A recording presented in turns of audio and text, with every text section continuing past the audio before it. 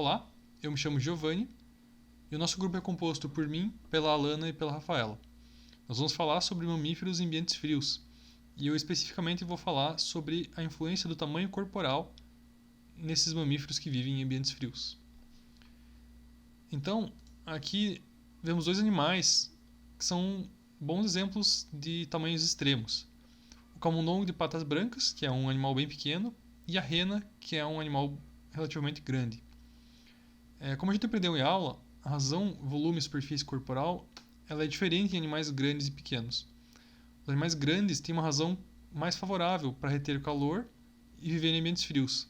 Da mesma forma, os animais pequenos têm uma razão menor e sofrem mais com o frio.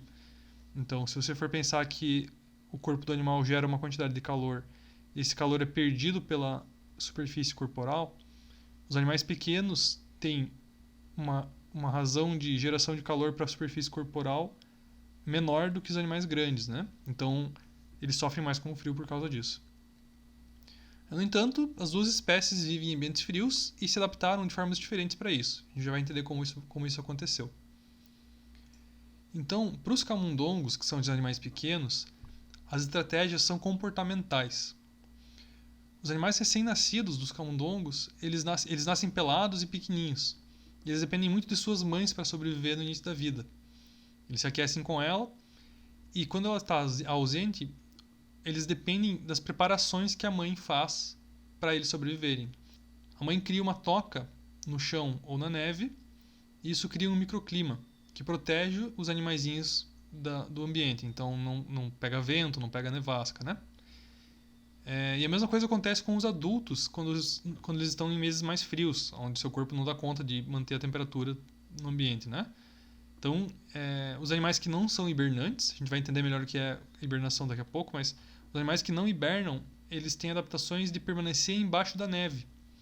Então, eles ficam também protegidos no microclima e eles conseguem controlar melhor a sua temperatura lá. Então, por isso a gente diz que as adaptações deles são comportamentais. Já as renas, elas dependem do seu tamanho corporal para aguentar o frio.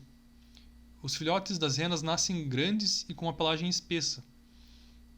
Então elas já nascem com uma certa resistência ao frio. Por outro lado, elas não conseguem encontrar muitos refúgios.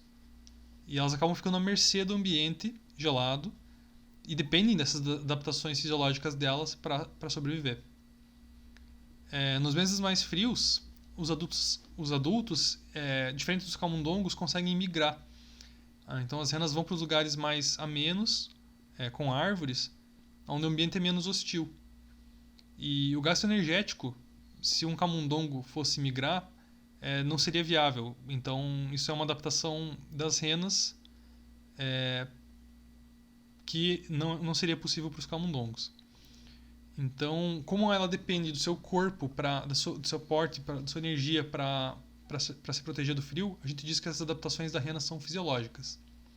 Então seriam duas categorias diferentes. As implicações do tamanho, elas são grandes, né? Então são bastante grandes. Então eu só citei algumas básicas que são tratadas no livro, mas fica claro que existe um trade-off entre o tamanho grande e pequeno. Mas que as duas espécies têm suas vantagens e suas desvantagens e as duas conseguem sobreviver em ambientes frios. Olá a todos, meu nome é Alana e eu vou falar sobre esse estudo.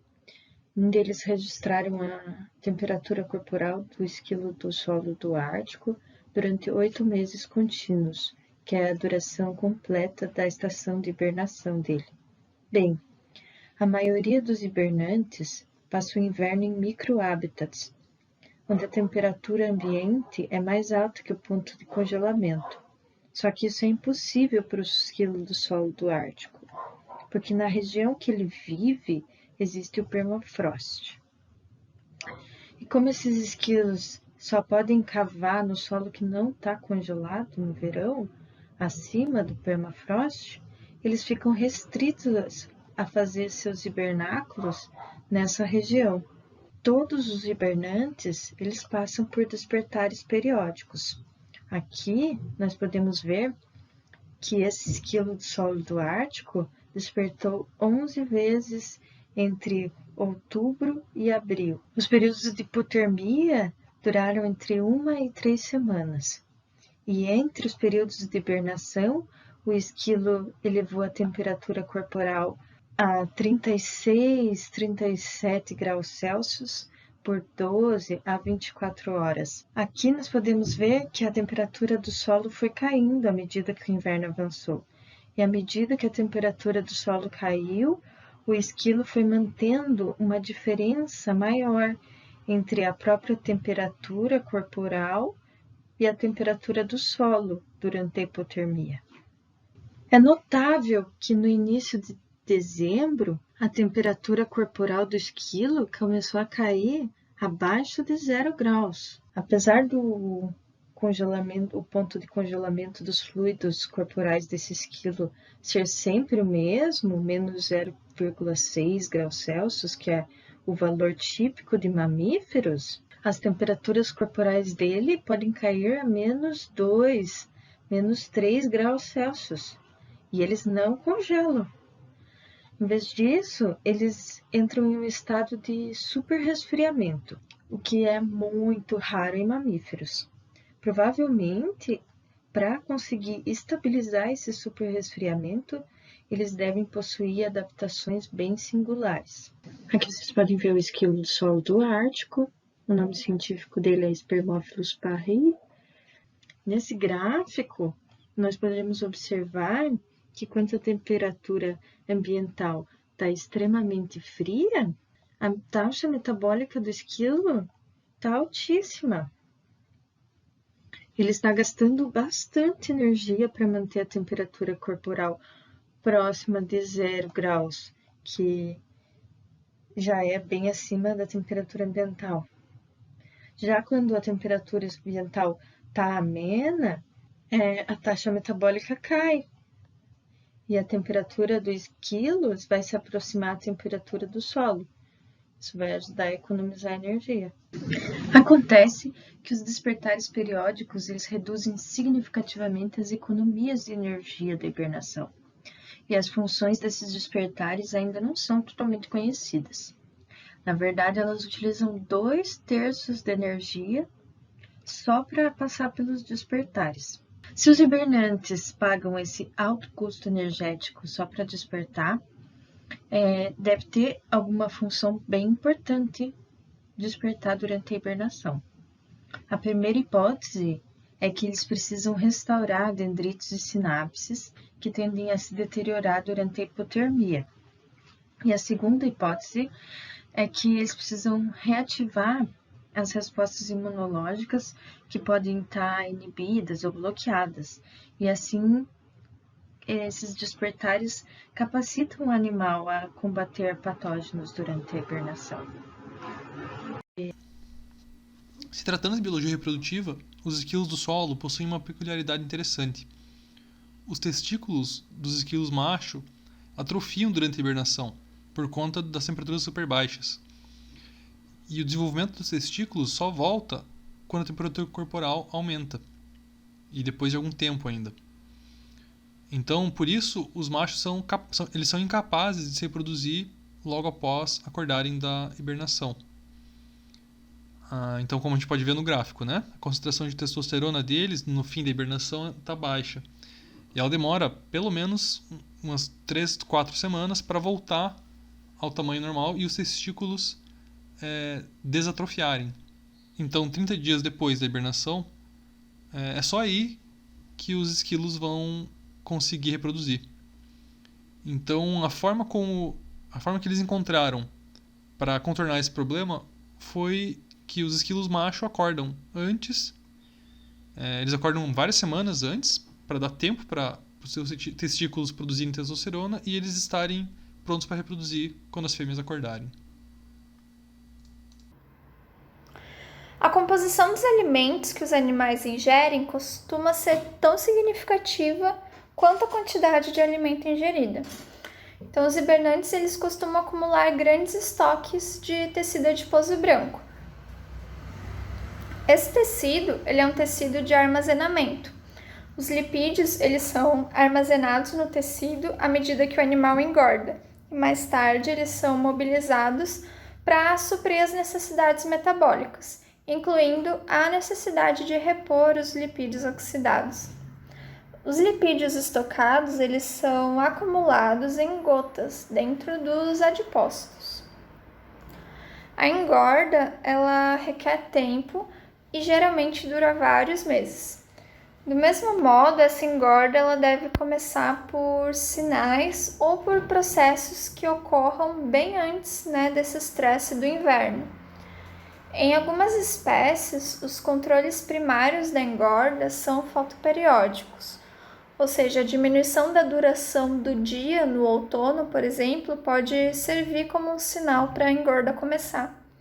Em outras espécies, o tempo de engorda ele é programado de forma endógena, como, por exemplo, os esquilos de solo de manto dourado. Eles engordam em um ciclo anual, mesmo se não tem informação sobre a estação do ano no ambiente externo. Tanto a sua engorda como a sua hibernação em si estão sob controle de um relógio biológico circadiano. A maior parte da produção de calor ocorre em tecido adiposo especial, chamado de gordura marrom. Esse tecido ele é marrom por causa da abundância de mitocôndrias e ele é rico em suprimento sanguíneo. Diferente do tecido adiposo branco, esse tecido marrom ele não é tecido de armazenamento, mas sim ele é um tecido termogênico.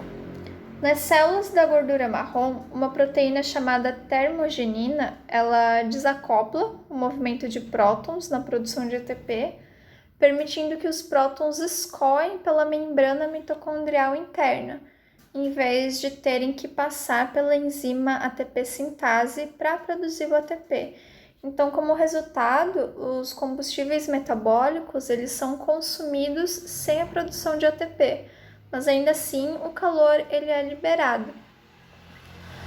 A gordura marrom ele é especialmente abundante em bebês recém-nascidos de muitas espécies, inclusive dos humanos. Ele é abundante também em alguns mamíferos pequenos e especialmente adaptados para o frio e em mamíferos que hibernam. Aqui na imagem a gente tem a diferença em microscópio do tecido adiposo branco e da gordura marrom. A gente pode ver que o tecido adiposo branco possui poucos vasos sanguíneos, enquanto a gordura marrom ela é abundante neles.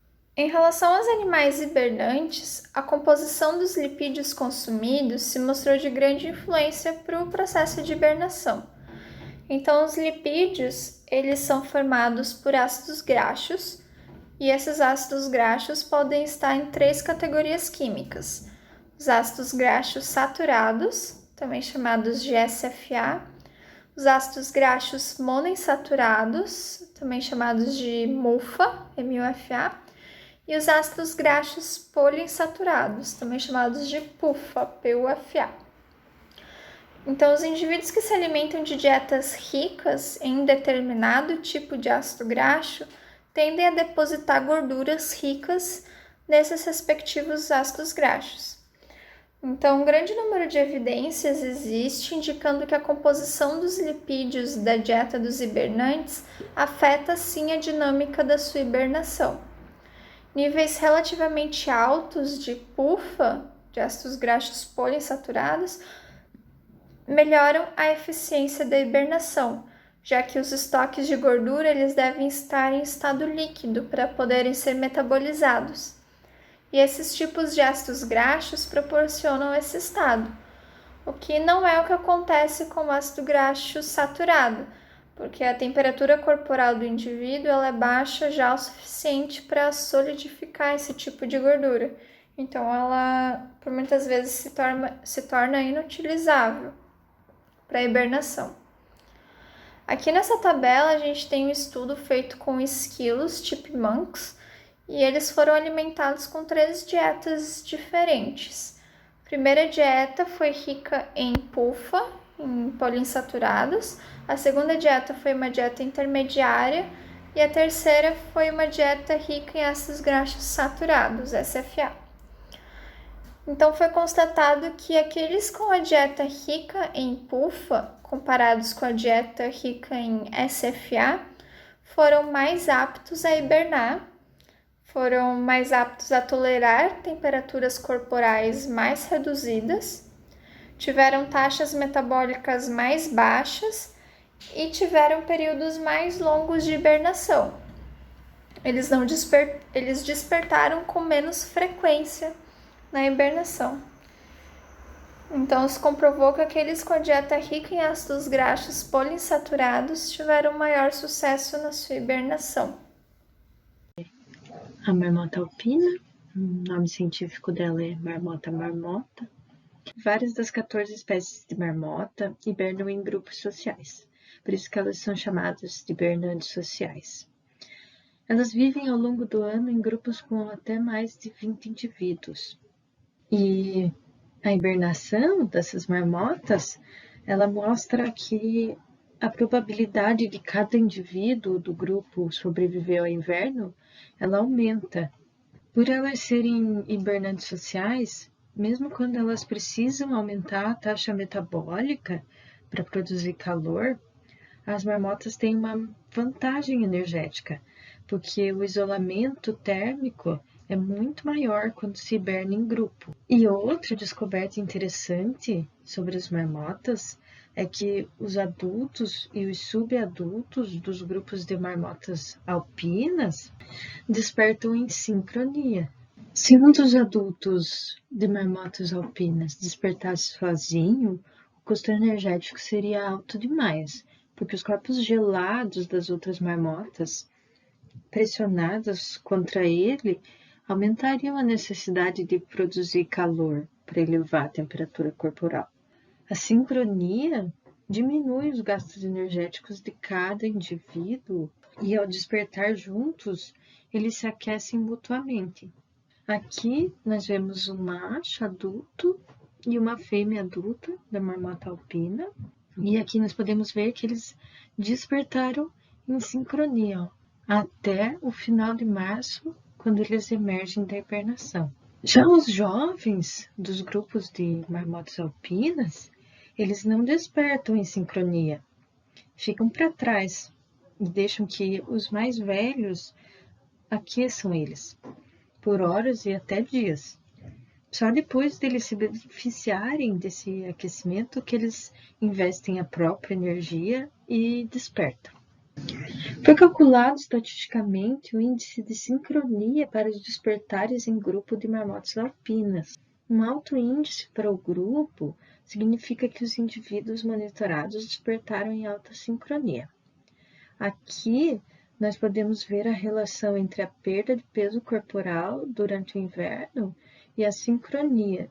Indivíduos em grupos altamente sincronizados perdem cerca de 20 a 25% de seu peso corporal durante a hibernação, enquanto que nos grupos menos sincronizados, os indivíduos perdem de 40 a 45%, quase o dobro de peso perdido.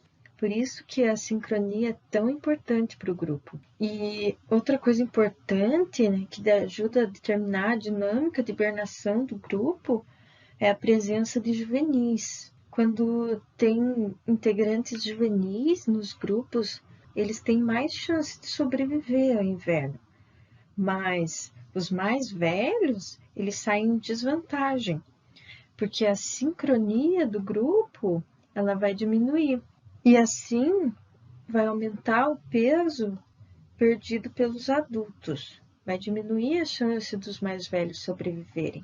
Para um adulto sobreviver, seria vantajoso evitar o contato com os juvenis durante a hibernação.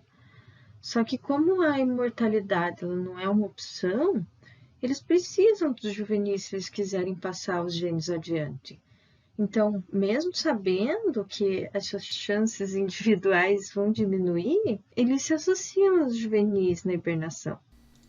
Bom, pessoal, muito obrigado pela atenção. E fica aqui as nossas referências.